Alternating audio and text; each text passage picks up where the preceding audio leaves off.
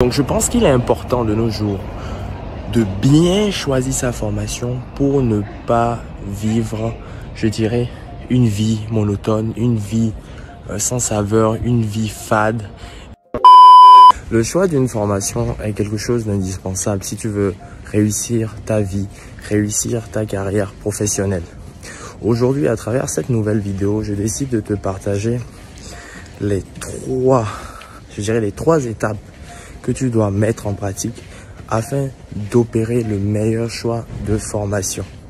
Sachant que le cycle universitaire est le dernier cycle avant l'entrée dans la vie active. Tu aimerais connaître les trois étapes. C'est juste après le générique.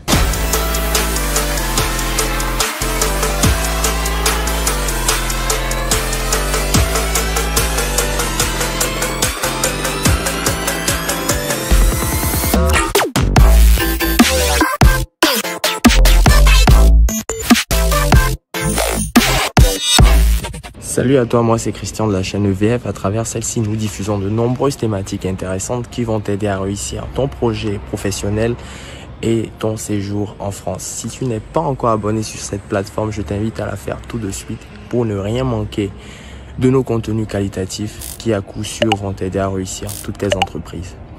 Je t'invite par la même occasion à activer la cloche de notification pour être informé en temps et en heure de l'apparition de nos différents contenus. Donc je pense qu'il est important de nos jours de bien choisir sa formation pour ne pas vivre, je dirais, une vie monotone, une vie sans saveur, une vie fade et au final ne pas être épanoui. Parce que l'intérêt de choisir une formation donnée professionnelle, c'est à la fin de pouvoir occuper des postes de responsabilité qui nous passionnent, qui nous motivent, qui nous donnent la sensation de ne pas travailler. C'est surtout ça, de ne pas travailler. Et quand tu opères un mauvais choix en investissant de l'argent, du temps, de l'énergie, que sais-je, et qu'au final, tu n'es pas épanoui, quel gâchis, quel argent perdu. Donc aujourd'hui, je pense qu'il est important d'aborder cette thématique précisément pour ceux qui viennent d'avoir le bac ou pour ceux qui auront le bac l'année prochaine ou ceux qui sont encore peut-être en première année pour qu'ils puissent mettre en pratique les trois étapes que je vais te partager afin d'opérer le meilleur choix de formation. Tu es certainement intéressé, c'est tout de suite. Il est important, je pense, de faire une pause entre la terminale, le moment où tu obtiens ton bac, et la première année. Il est important de faire une pause, un break, au moins d'une année, pour souffler, pour réfléchir, pour méditer sur le parcours qui a été effectué, sur les difficultés, sur les choses positives également que tu as pu en tirer. Il est très important aussi, cette année sabbatique va te permettre aussi de souffler, de tenter de nouvelles choses, de faire de nouvelles expériences, d'apprendre de nouvelles langues, de voyager, bref, de te focus sur toi, pour ensuite faire le meilleur choix. Parce qu'il ne sert à rien de terminer le bac et d'enchaîner directement. La vie, c'est pas un sprint, c'est pas une course de vitesse, c'est un marathon. Donc il faut prendre le temps des fois de faire cette pause pour méditer, pour travailler sur soi, pour réfléchir, pour savoir réellement ce qu'on veut devenir, ce qu'on veut faire de sa vie. Et il est très très important de faire ce break entre la terminale et la première année d'université.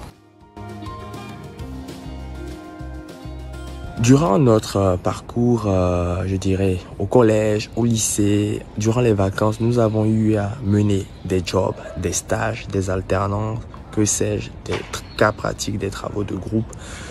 Nous avons certainement acquis de l'expérience professionnelle d'une façon ou d'une autre. Je pense qu'il est important de se rapprocher des responsables qui nous ont accompagnés pour leur demander leur avis concernant notre personnalité. Demander nos points forts, nos points faibles, savoir ce qu'ils ont apprécié chez nous, Je pense que par la même occasion aussi, il est important de faire son bilan en interne pour savoir qu'est-ce qu'on a aimé faire comme tâche, qu'est-ce qu'on a moins aimé, dans quel secteur d'activité on s'est senti épanoui, dans quel service on a aimé faire telle ou telle tâche. Cela nous aide également dans notre prise de décision de choix de formation. Nous avons des amis qui nous entourent au quotidien, qui partagent des moments de joie, de bonheur, bref, la vie avec nous, qui nous connaissent mieux même parfois que nos parents. Je pense qu'il est important de demander leur avis. Qu'est-ce qu'ils trouvent d'ingénieux chez nous, qu'est-ce qu'ils trouvent de moins bien chez nous, qu'est-ce qu'on arrive à faire avec une facilité donnée. Bref, de demander nos points forts et nos points faibles.